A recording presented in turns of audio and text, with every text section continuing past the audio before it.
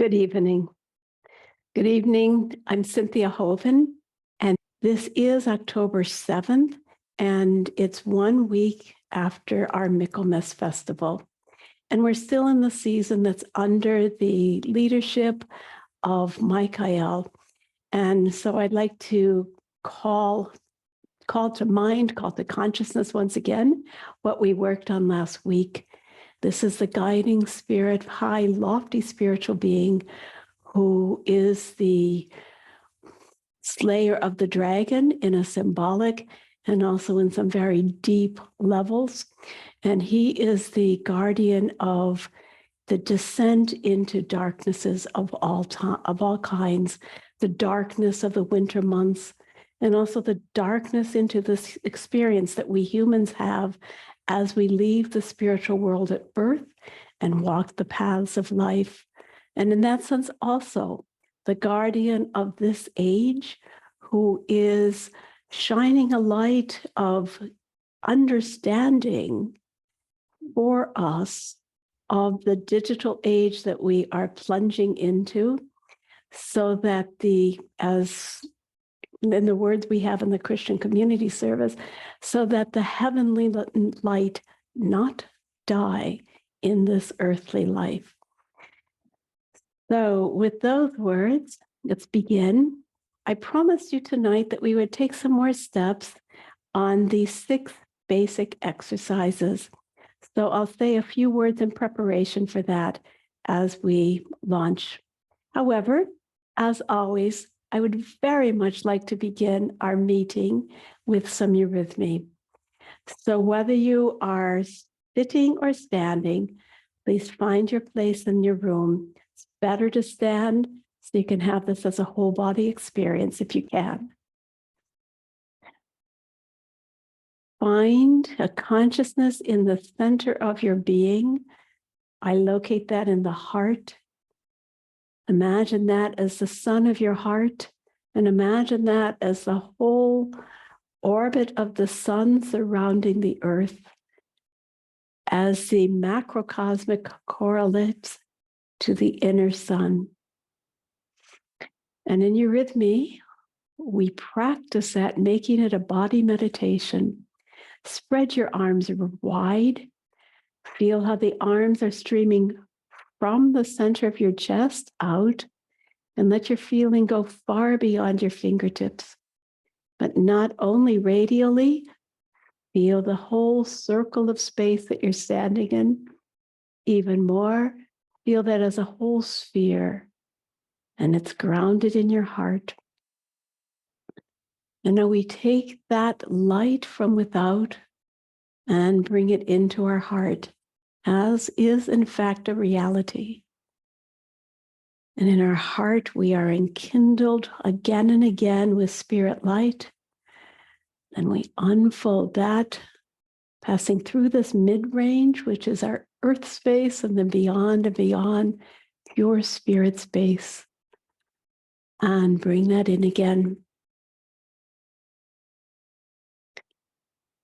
Give honor to this spirit light in your heart, spirit light that you're responsible for on this earth, and open wide, giving away, sharing your life, and then being born anew. Within my heart shines the light of the sun.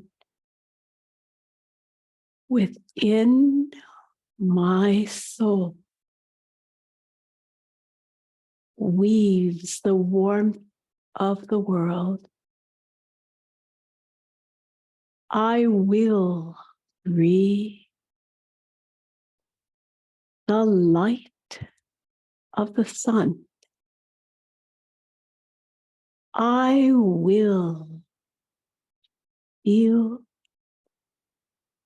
the warmth of the world. Light of the sun pour into me, and warmth of the world flow through me. And at the conclusion of that energy, just take a moment to feel mindful of what you have just ignited in yourself. This light of spirit is streaming through your whole instrument of your bodies. And now we take a moment for me to speak the verse that was given in the Eurythmy course about the wishes of the soul. The wishes of the soul are sprouting. The deeds of the will wax and grow. The fruits of life are ripening. I feel my destiny. My destiny finds me. I feel my star finds me. I feel my goals in life find me. My soul and the great world are one. Life becomes brighter around me. Life becomes harder for me. Life becomes richer in me.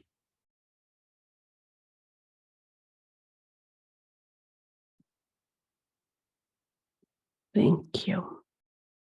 All right. Once again, as I do every week, I would like to urge you to practice complete mindfulness in this hour. Try to avoid multitasking, which most of us do so often. Please don't wash dishes or the other things that distract the mind. Try to stay single-tracked. Although if you would like to be writing things, writing notes, or drawing this lesson as we go through it, I would say that's okay. You're staying on topic. All right. I'd like to begin reflecting on a lecture that I heard last night in a meeting of anthroposophists here in Sacramento, in Fair Oaks. And the lecturer began with these words saying, for many years of my life, I didn't think that this was necessarily a very important lifetime. But in the last few years, it's become so clear to me how important it is. I can't say that I completely agree with that sentiment. I've felt the intensity, the value of this life for many, many, many years. But it's true that the events of the last few years have become increasingly powerful, possibly troubling. And we are, in fact, standing in the age of real challenges, challenges that put us in contact, confront us with the very future of humanity. How will we create a future that is in accordance with the great gift of existence that we have been given, with this Michael light of understanding that serves the Son Spirit of the Christ? How do we do that when there's so much that's trying to turn into machines and numbers? And the lecture was quite powerful. And she reminded us in the lecture that Rudolf Steiner said, in the 20th century, humanity as a whole would cross the threshold. What does that mean? It means that the doorways to the spiritual world are becoming more fluid, more permeable. As they were in ancient times, so also in our times. But in ancient times, people were able to have spiritual experiences while on the earth, but they were still safely embedded in the protection of the spiritual world. Why? Because the time hadn't come yet for humans to be freely thinking as we are in our age, the age known as the consciousness soul. But now that we're in this age of the consciousness soul, we are free, and this crossing the threshold happens now simultaneously or partway into this consciousness soul age. And it means that we begin to be able to experience the spiritual world again. But if we're not awake, if we're not spiritually in integrity, if we aren't doing our inner work, perhaps even if we don't believe in the spiritual world, if we haven't trained ourselves for how to pay attention, how to be loving, how to be good, if we haven't worked on those capacities, then for us, crossing the threshold actually becomes dangerous. Dangerous because it's mighty and we can get lost, and not everything is good and beautiful and light-filled in the spiritual world. There are also shadow forces in that spiritual world. And the only way to walk through them is to walk through with these virtues of truth, beauty, and goodness, integrity, sense of service, devotion to creation. And for that reason, Rudolf Steiner's work is incredibly important in our time.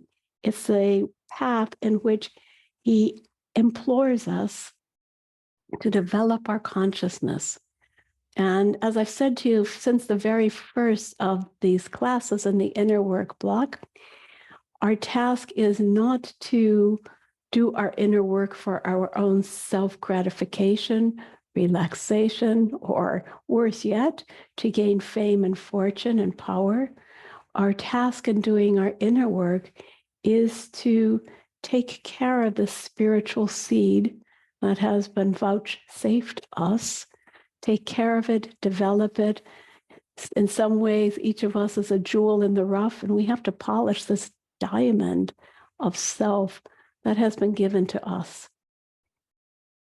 So in our work, in the inner work class, let's keep that in mind, that this is where we're going. Now we're going towards this, six basic exercises tonight. And in preparation, I want to talk about, set the stage once again for feeling yourself, your ego, this core, this diamond in the raw that's inside you, waking up.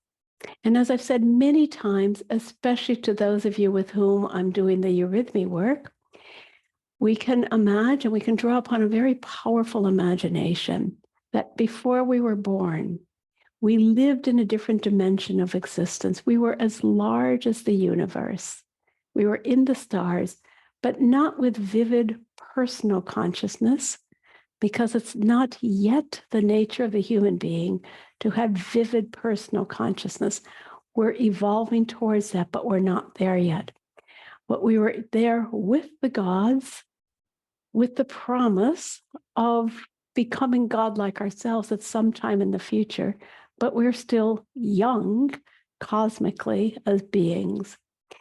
And then we were shown, and we are shown again and again before lifetimes, that we are going to be able and have the great privilege of developing towards individuation by living on the earth. We accept the challenge again and again, and we come from the spheres, the stars, through the realms of the planets, into the close realm of the sun, towards the moon, and finally into the mother body, the womb. And there, this great universe that is our home lives as this point of light, as the essence of your being. Around this essence grows a body in warmth, and then in air, and then in light, water, until finally it's large enough after 9 months in the norm, and the bones begin to turn into, the cartilage begins to turn into bones so that they're strong enough to support the body, and the child is born. You were born. And now we know that the child needs many years to get used to being in this body.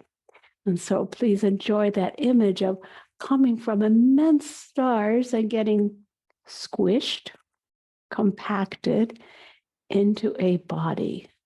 And there you see what we are drawing upon when we do the periphery and point expansion and contraction exercise in eurythmy.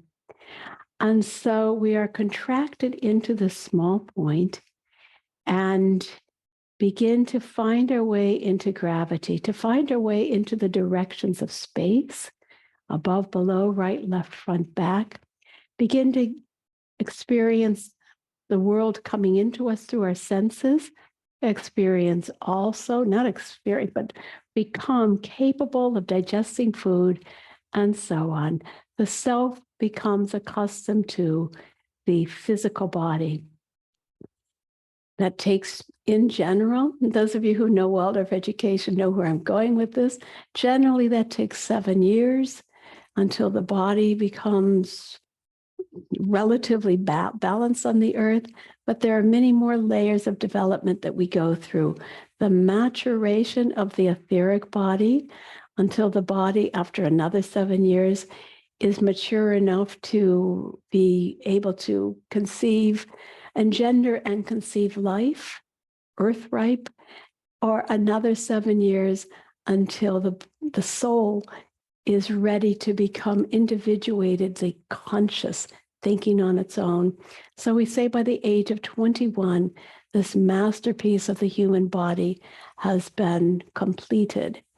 And that's where I'd actually want to start with, because what does it look like, this instrument that we live in?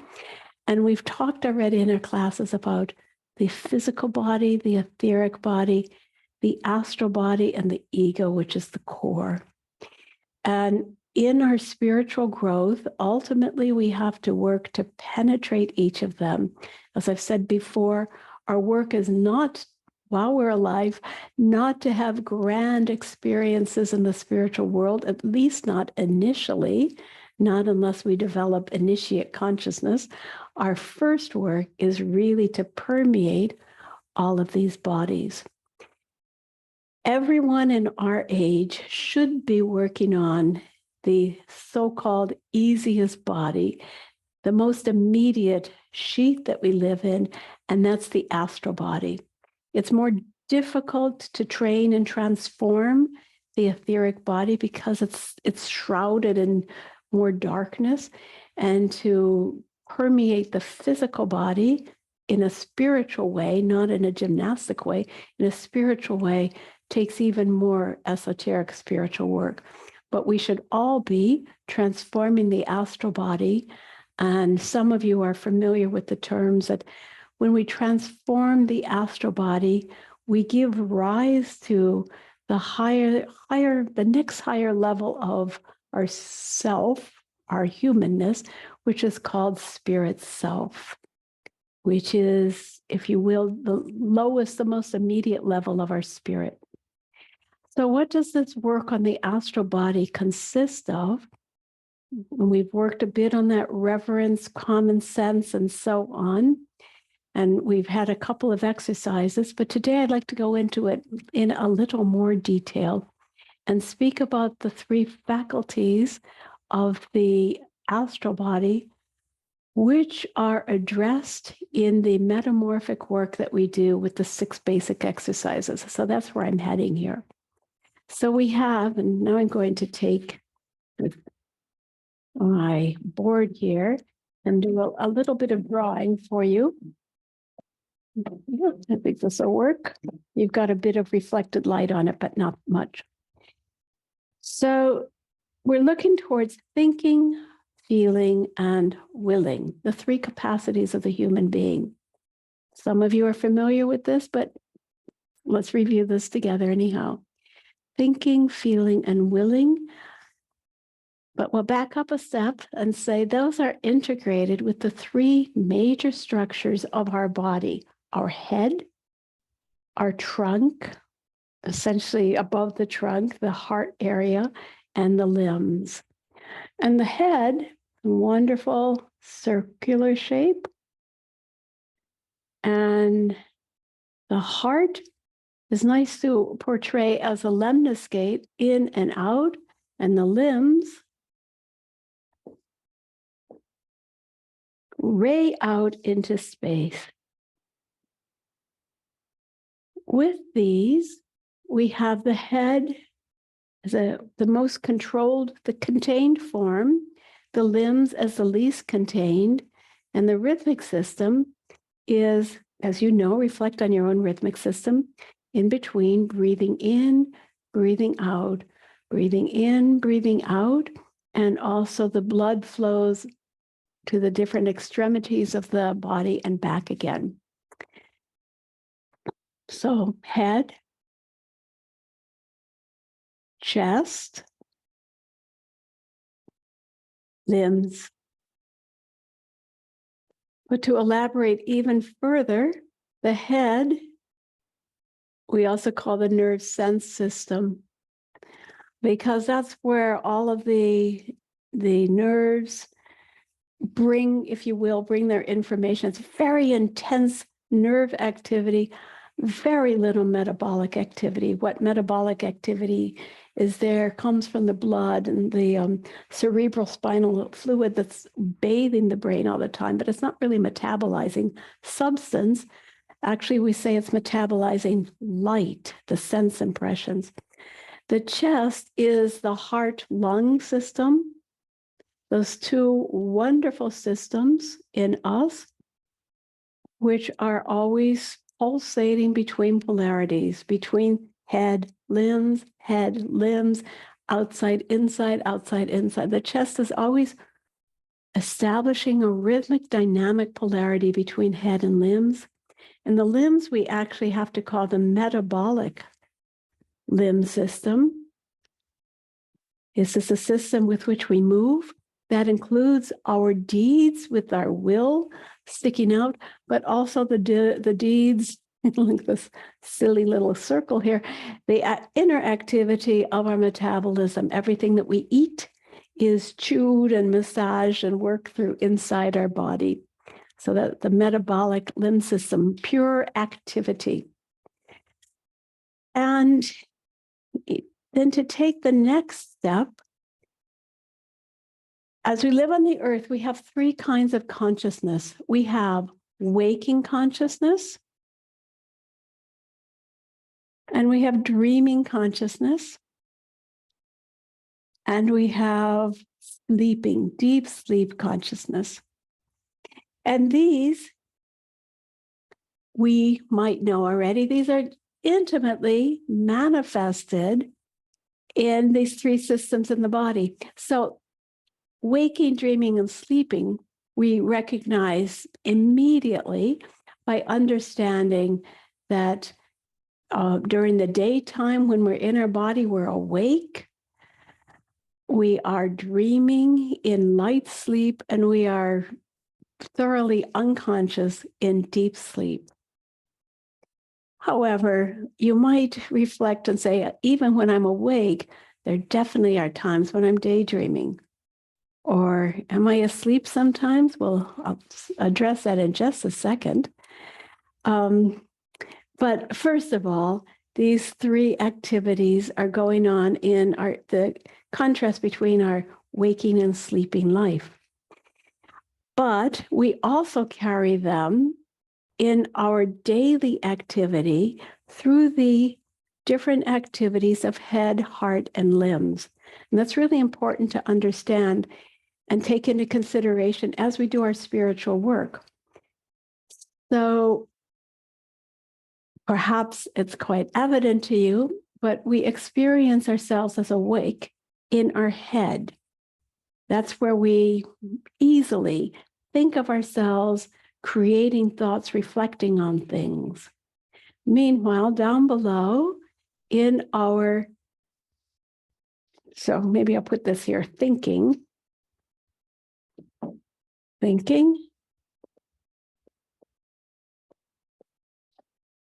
Yeah, that's legible. And here we are constantly dreaming in the feeling life. And in our metabolic limb system, in our will, we are asleep. That's a very big perception. All day long, we are asleep, very much asleep in what we are doing. We don't know how we're digesting food. We don't really know how we're moving our limbs in a normal state of consciousness, but we're perfectly capable of moving them and doing activities here, but we don't engage muscle, shoulder, arm, elbow, hand, and grip something. We just know how to reach out and get it. We rely on the unconsciousness of that. But what we do with our will is actually changing the world, so to speak. It is actually living in the real tangible world. And what we do in our head is actually not tangible.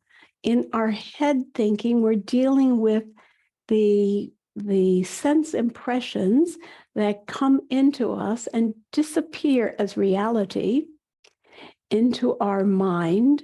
And we in a way, Rudolf Steiner uses the phrase, we kill them. They lose their life as they come into our head. And then we can impress them on our memory. We can make concepts about them, and so on. So even with that simple explanation, what happens in our head belongs to a moment ago.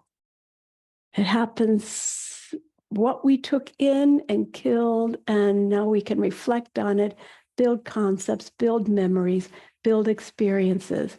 And what we do with our will belongs to the future. As we build things, we make things, we create the world.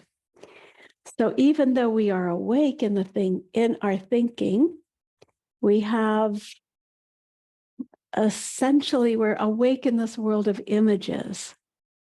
And in our will, we're asleep, meaning a whole different level of consciousness.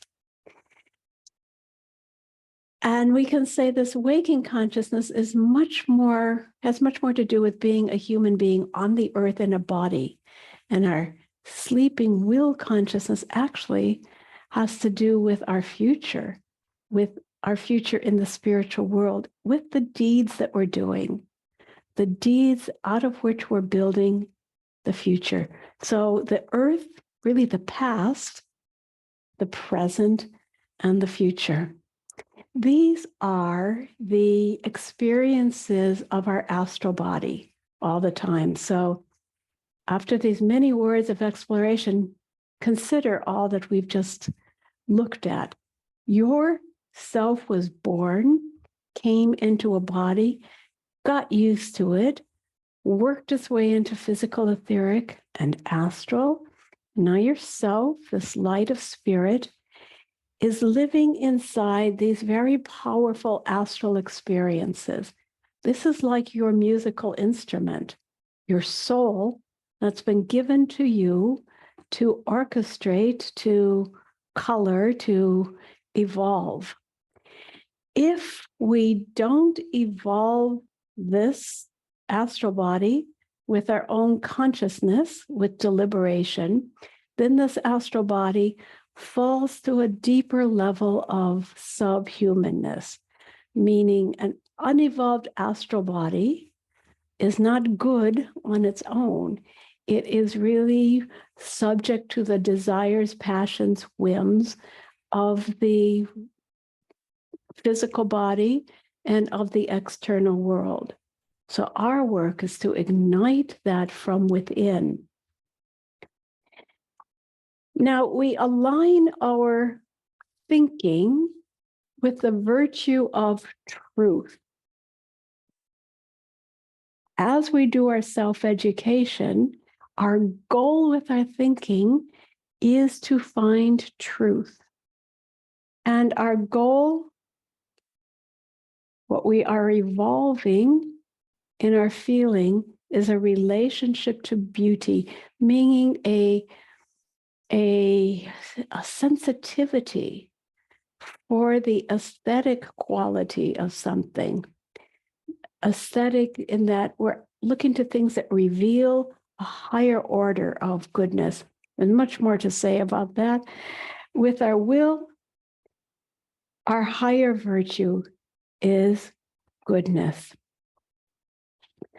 And especially if you're a Waldorf teacher or have worked in this world a little bit, you know that these are the virtues that we cultivate in Waldorf education for the young children, that we surround the growing child when they're still quite unconscious with goodness. They should know the world is good. And as they go through the wonderful middle grades from 7 to 14, we give them tools of all of the artistic experiences, lots of work with the limbs and work with the head, all of that which creates the middle. So we don't just work with the middle, but we create it by stimulating those two poles and educate the young child or the middle grades for beauty. And then by the time the students are in high school and college, they should be educated for truth, to really work with concepts. So we give that as a gift to the developing child. And now here we are as adults, getting ready to talk about the 6 basic exercises and our own work to discipline these often mischievous or undisciplined parts of ourselves. We all know our bad moods, our how with our temperaments, we might be led to one kind of soul expression or another. But as long as our temperaments are dragging us around, we can't be free. As long as our desires drag us around, we can't be free. But very essential in our time is the struggle for truth, because we all know that truth is really being assailed in our time. We'll come back and speak about that a little bit. But the 6 basic exercises are sometimes called the 6 subsidiary exercises or the 6 essential exercises, but these are not designed for taking us across the threshold. They're designed for helping us clean up our act in our thinking, our feeling, and our willing. The goal of them is to make us stronger for life, both more flexible and more stable in our soul life. And they help us and prepare us for the deeper work of meditation and for spiritual development. But Rudolf Steiner recommends that we start with these right at the very start of our personal development work and continue with them throughout our entire life. I told you already in our first class that my favorite book, my favorite learning in anthroposophy, was a book that's called An Outline of Esoteric Science, also called An Outline of Occult Science. And I described to you how this book goes through many chapters. The first chapter discusses thinking and the validity of spiritual thinking.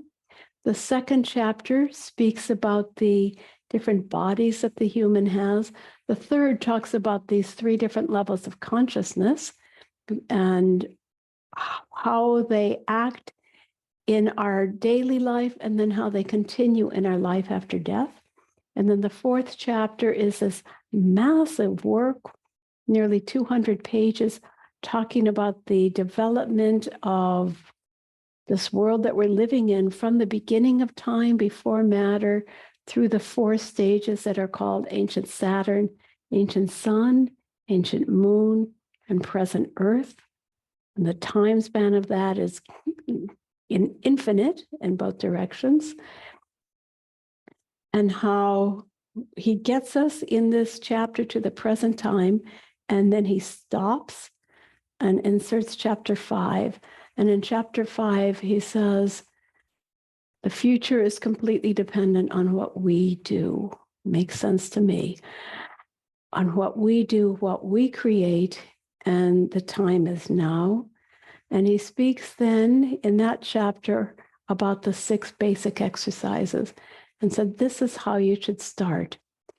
He goes on then to talk about the Rose Cross meditation, but that's another consideration. So that book, Occult Science, Esoteric Science, is one of the 2 places he talks about the 6 basic exercises. You can go and look at that if you like. And the other place is in Knowledge of Higher Worlds, or How to Attain Knowledge of Higher Worlds, which we've also been talking about. So in these books, he says, he gives a series of exercises and begins with the suggestion that one should practice each of these 6 exercises for 1 month to set up a steady, rhythmical, disciplined practice. And so we do the first one for a month, drop it. The second for a month, drop it. Then the third, then the fourth to the 5th. And then in the 6th month, try to do all of them at the same time. When one has a bit of experience with this, one can try to live with all of them at the same time, but it's always good to come back and test and see how your muscles are, to see how you can, if you've lost any strength, if you're on track still. So the first exercise is about thinking. The second is about willing. The third and the fourth and the 5th are all about feeling. So interesting. And then the 6th is putting them together.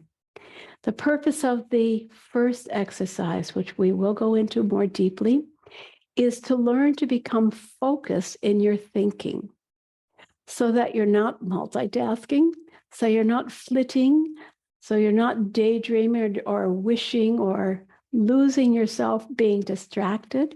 And that's particularly a difficulty in our digital age, in our age of technological toys, when we are very tempted, as we all know, unless you've got that one in line already, we're tempted to just check my emails and take care of this and take care of that. And oh, maybe something's happened in the world. Let me check the news or YouTube or whatever. And a tremendous medicine for that is to work with the exercise of thinking. So I'll come back to that in a moment. The second one is a will exercise. And the purpose of the will exercise is to become able to decide on something and carry out the promises and the plans that you have made, to make a commitment and carry it through. And Rudolf Steiner says in the Knowledge of Higher Worlds, it's absolutely deleterious. It's actually absolutely harmful for us if we make a commitment to do something and don't carry it through, unless we have seen a really good reason for not doing it. But if you decide, I'm going to practice my exercises every day and don't do it, it's actually harmful for your penetration into your will, to my will, to our will, So the second exercise practices that astral body muscle. The third muscle the third exercise is equanimity, learning to stay level in your thinking and feeling throughout the course of your life. And this is relevant for everyone, but especially visible in a person who is prone to great swings of emotions in their life, great joy, great sorrow, great passion, drama kings and drama queens, or even more moderate examples of that. they prevent us from actually seeing the reality of a situation. We let our own astral body flare up into excesses.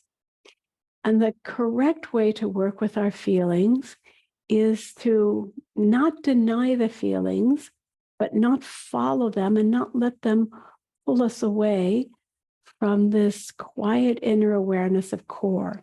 So if something gives you great joy, you don't have to deny the joy, but the idea is not to say, oh, yes, fly off into emotionalism, but let the joy flower inside of you and fill your heart, feel your being. And that teaches you about the thing that you're looking at and doesn't teach you about your own excessive emotions.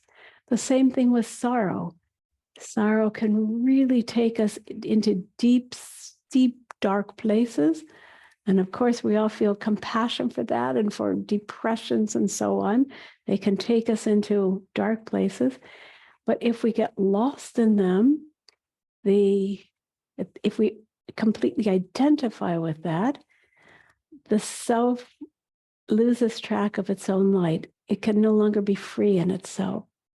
So, of course, there's much exploration to do about what emotions, what the journey is for how to be free in our emotional life. We try to sustain equanimity when we're on the spiritual path so that we can aspire to be free. And again, emotions become sense organs for the experiences and the qualities of the life that we're living. They enable us to understand the essential nature of everything. The next one, the fourth, is positivity. And that with this exercise, we practice, and can you imagine doing this for a month? Practice discovering, validating, and experiencing the positive worth of everything. Even if you have, we'll start with a tragedy. Even if you have a tragedy, practice seeing what the gift is in that and experience it and validate it. If you see something ugly, don't simply shun it and despair it. Practice seeing what's good. Of course, this can be difficult with painful things. If we behold war and so on, what's good? Climate disasters and so on, what's good about it? And sometimes as far as we can get is to say, we are learning. We are learning to see clearly the results of our actions and be fortified for our decisions to do something better.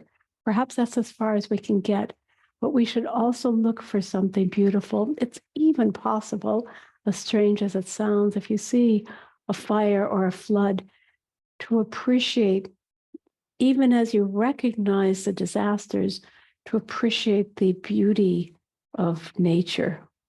Just look to see what is happening behind the surface of things.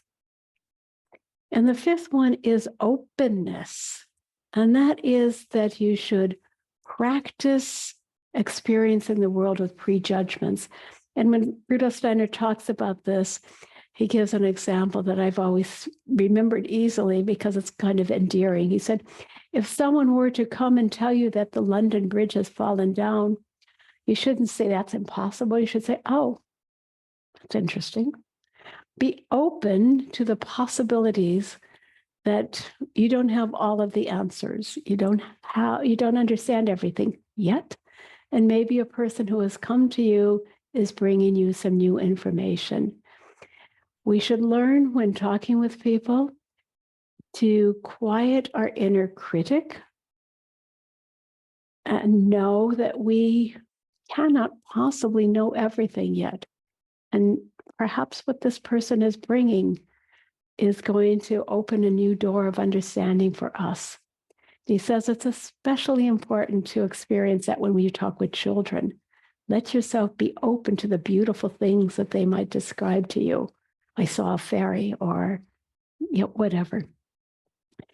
And the sixth of the exercise is called Inner Harmony, in which we recognize that by practicing all three of these faculties, that our thinking, feeling, and willing become harmonious in and of themselves and in relationship to each other. And in this, you can develop, only through this can you develop a freedom where you're not being jerked in all different directions, but you can begin to look within yourself and see the core of your being. So as I said, we are encouraged to practice these rhythmically. And we have a little motto in our anthroposophical work that says, rhythm replaces strength. So I can speak for myself. Many of you have already discovered this, that it can be a bit much to face the question every day, when am I, do I have to do my exercise today? Tomorrow. That it's hard if you have to make a new decision every day. But if you've created the rhythm, it's much easier because your self understands the discipline that you're giving yourself. You can think of brushing teeth. And I remember when our daughter was young, her teacher said, at a certain age, this is the age to teach these young ones to brush their teeth after every meal. If you teach them now, it will get into their habit body and they'll do it for life. I think it's probably quite to be expected that all of you brush your teeth and wash your hands after you're in the washroom and so on. These are habits that you've developed.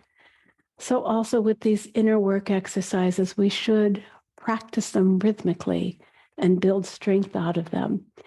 They are always a sign of your ego taking hold. All right, we have done a little bit of work with this thinking exercise that we're going to get to. Thinking always starts with mindfulness in every sense. All of these exercises start with mindfulness. The very simple way is to be mindful of how you open a door. And there are some spiritual traditions where that's really developed as a practice, to feel yourself opening every door. Or when I was in China or Taiwan, in the temples, in the movement from one room in the temple to the next, one always had to step over a threshold that large, take a large step to go into the next level of being, the next experience. And in that case, these walking through thresholds like that were supported by the architecture. Can we do that for ourselves? Can we do mindful walking, mindful movement like Thich Nhat Hanh has taught, where he would walk with people for an hour every day through the streets of New York City at a snail's pace, but very mindful. So we've also done, in our second lesson, I asked us to do the listening exercise. And that's the beginning of the thinking exercise. It's not fully there, but you're beginning to train your senses to observe more profoundly the birds. What are they doing? The difference between the birds and the bells and so on. And we also then last week we did the plant exercise, and that was our first exercise for sitting with a plant and looking at it, a plant in blossom and a plant that is fading. I offered that to you as a possibility, and I hope you were able to do it during the week. If you were, then you have felt the strength that comes from repeating it.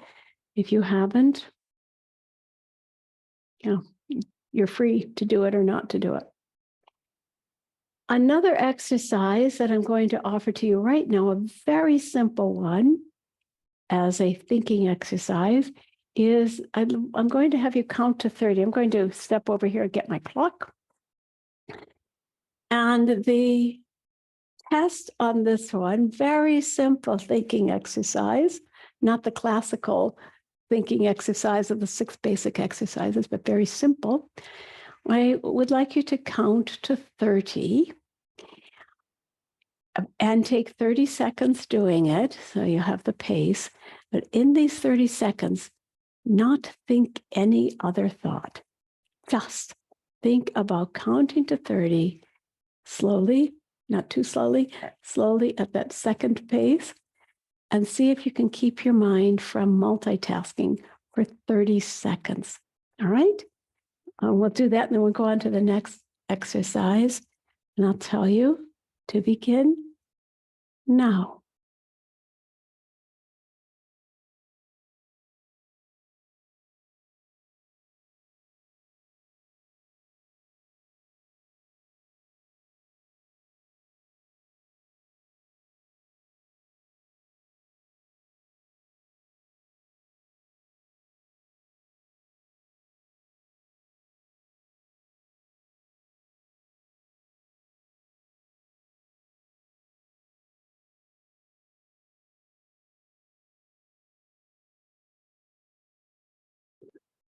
I made it. Did I think? I didn't get lost. You have your own experiences. I didn't go running down any other alleys with my mind. I didn't let any other thought flower in me, but on a very sub level, different thoughts presented themselves. For instance, oh, I wonder how people are doing, or how long is, and these subterranean thoughts keep coming into our consciousness. And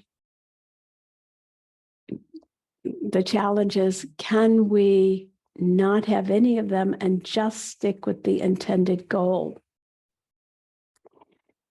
The formal exercise, thinking exercise that Rudolf Steiner gives in the book is to take a pencil or some common object and focus on that for 5 minutes. So I have a little bookmark here. We're not going to do the 5 minutes. I am going to give that to you as I invite you to do that as your assignment for the week. I have a simple thing though here in my hand. It's a bookmark, decorative bookmark. And my task will be to observe this as carefully as I can. In observing, to see the shape, the texture, the size, the movement, the weight. And I can talk to myself about it as I do it. That has a loop there and another loop, and it goes up to a point, and there are 2 edges here. I can talk to myself about it, but I want to think of nothing else but this, how it was made and what function it serves and how it works. So if you do this with a pencil, for instance, you'll be looking at the shape of the pencil. How did the lead get inside anyhow? How did it get to have those beveled edges, those 6 edges to it? How was the lead made? How did the eraser get put on top? And that metal, where did they get the metal from? To think about all these things and to stay with that pencil for 5 minutes. And the trick or the task in doing that is to come back again to it the next day.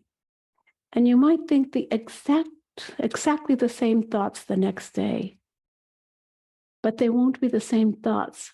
You will create them anew the second time you do it, and the third day. And to do that for 30 days, some people prefer not to do the same thing for the whole month, but they're kind of running away from the difficulty and the challenge of doing it every day, in that by repeating the same object, you give birth to a thinking process again and again and again. It's focusing your thinking. Notice that with this exercise, it's important to deal with something that is man-made, not something from the natural world. Because when you observe something from the natural world, you have an etheric body to look at. If you have a plant, you're actually looking at the growth. It's got a whole aura around it. And the task and the manifestation of that is different from what you have with a man-made object. Even you could take a stone, but actually the thought is to do a man-made object, and ultimately your thinking can lead you back to asking, what was the thought of the people who made it at the machines? What was the thought of the inventor of this? And you recognize how something comes into being. And we're trying to go behind the surfaces of things. And if you have that with a plant, it's a whole different question. Who made this plant? Who's behind this plant? And that is a higher level of exercise. But in these practical exercises, 6 basis exercises, you try to stay with the same one. I'm going to give you another exercise, and we're going to do this one. And right now, I'd like you, I'm debating with myself if I should draw it on the board for you without erasing the board. Imagine, can you see? Yes, 3 points. And make this into a triangle in your mind. This starts modestly, but I want you to begin by holding the picture of a large or small triangle in your mind for 15 seconds.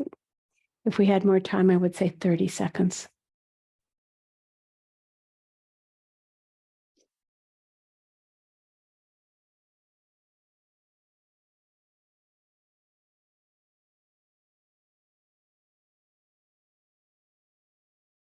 And now, I want you to focus on one point. I touch this one here with my marker, and I want you to slowly move this point out and see if you can visualize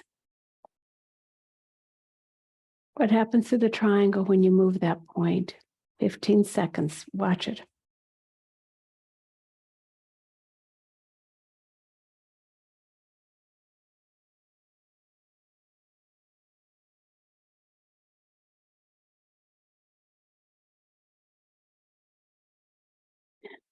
Now move this point from here downwards a bit. And how does your triangle change then?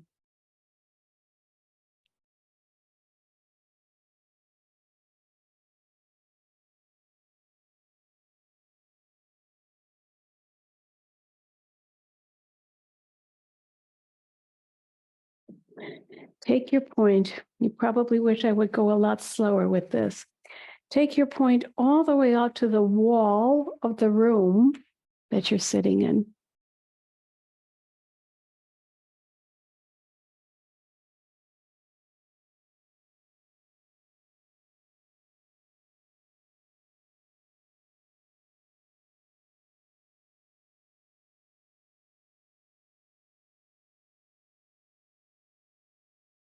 And keep that one there. Take another point and move it up on a diagonal and see what has happened to your triangle now.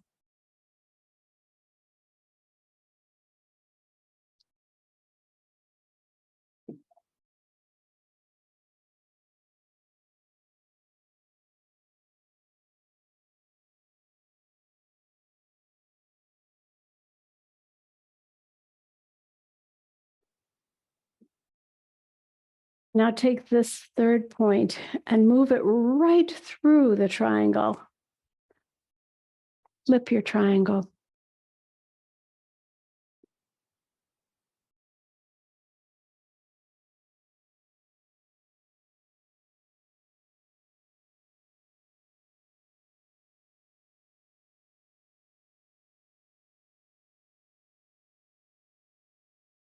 And now, can you move 2 points at once? Try it. Choose 2 points and move them as you like and see how it turns around.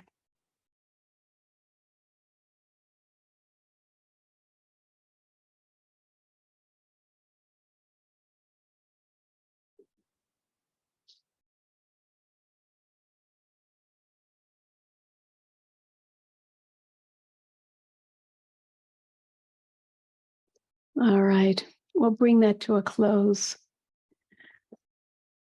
But when you do your thinking exercises, you could also integrate an exercise like this. It's a great exercise for working on your mind, for thinking about things. So I want you to notice now that what we've been doing in working on these thinking exercises is that we have been bringing our will into the thinking, right?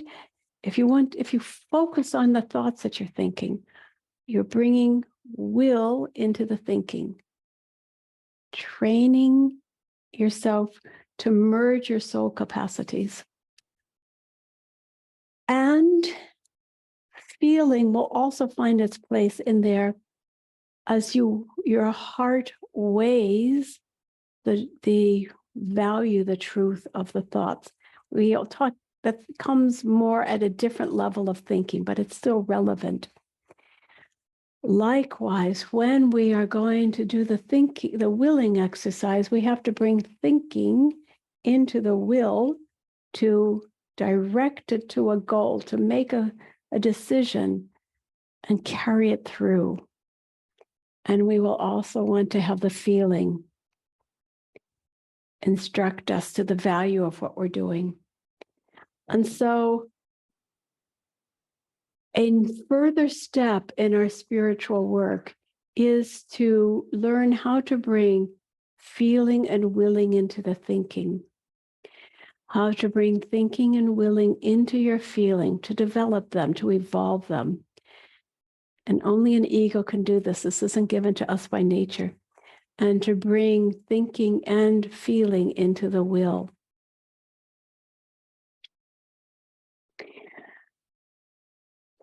So we learn then, when we talk about the fact that we are at the threshold as individuals and as humanity, we learn that there are what are called adversary forces, forces of evil.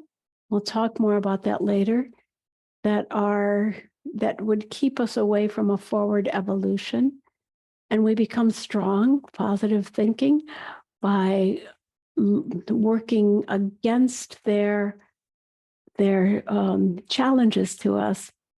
We have to hone our own inner skills. We also learned that the thinking and feeling and willing all have negative counter images.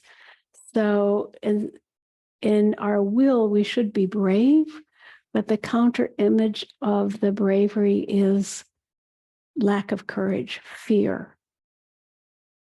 And we have to develop courage. And in our feeling life, the lack of beauty, the counter image of that is hatred. And we have to develop love and openness and the sensitivity for beauty. And the counter image of thinking is lies, but also doubt, that we are compelled to doubt so much in our time. But do we have the strength to have confidence in the spiritual world? So we'll talk more about that, but these are really a very powerful part of the journey that we go through as evolving human beings, working against our hindrances. They belong to the threshold experiences. So this is part of what I'm aiming to in the later classes, the thresholds, the adversaries, the meeting, the guarding of the threshold. So everyone should be working on the astral body in our time. I would call it a human imperative that we're working on our own self-development, and that we seek to develop the light of truth in our heads and sensitivity for beauty and courage and capacity for action. And if we don't evolve ourselves, the world will be compelled to give us ever more drastic opportunities to learn the things that we should be teaching ourselves. And love, only if we do that with love for the truth of the I, love for the truth, can we set the self free. Yes, in future works, we will work, as I said, on these guardians. We will also work on the study of arts. We will work on understanding the Buddha and the Christ. We'll work on meditation. So we still have many journeys, the Eightfold Path, many journeys to work on. And I would like to end with a different meditation in movement today, one that addresses the capacity for willing, feeling, and thinking. And this was not given directly to Eurythmists, and yet many of you might be familiar with it. And in this exercise, we make ourselves into a 5-pointed star, but we build it piece by piece, and we build it from the bottom up. Many of you know in Eurythmy, we build it a different way, like that. But this one, it begins by stepping to the left and then to the right. Remember, if you're looking at me on the computer, I move my left foot, but it looked to you like I was moving the right. So you have to flip your image. Your left foot, and then your right. And then your left arm, and then your right arm. And then put your focus in your head. These 5 points. Now, this activity has 5 short mantric sentences in them. And these sentences are this. As I step to the left, I feel, with certainty, I walk the path of life. So you feel grounded. Forgive me, I began with the wrong one. The left foot gives us steadfastness. Steadfast, I place myself in existence. The right foot, with certainty, I walk the path of life. Now you can feel yourself grounded. And now, from in the feeling realm, from your heart side, you feel love. I lay into my being's core. Now with your right hand, hope I place in every deed. Now in your head, you feel trust. I lay in all my thinking. And then we fold these into ourselves. With the left hand, we come in. These 5 lead me to my goals. These 5 teach to me the meaning of life.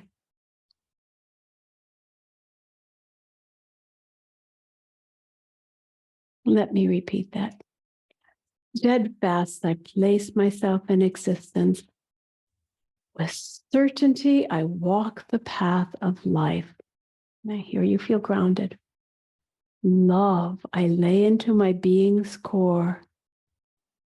Hope, I place in every deed.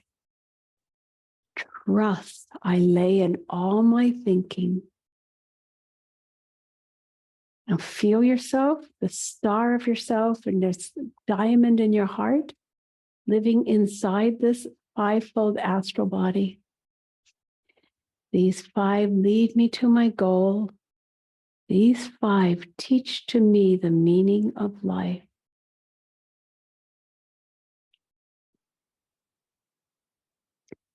And then we rarefy it and we make it like this: steadfast, certain, love, and do it with a beautiful, loving gesture. Hope, do that with a beautiful gesture. Trust, light, a feeling of light in your head.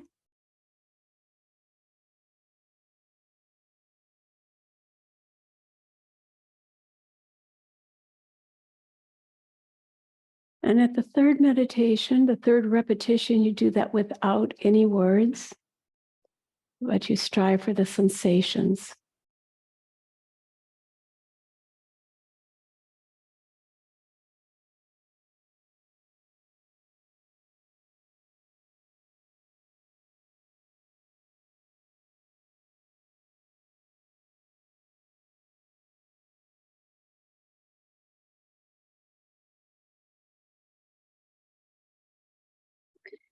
Thank you. And that concludes tonight's talk. And I will be sending out a PDF soon. Are there any questions, Michelle, or shall we close it for tonight? Not at the moment. You Not at the moment. Lots Excellent. of food for thought, and yes, lots to ponder and practice this week. Thank you. Thank you, Michelle. And thank you all for participating. And as always, thank you for your donations to the project. It takes a lot of work to do these. Thank you so much. Good night.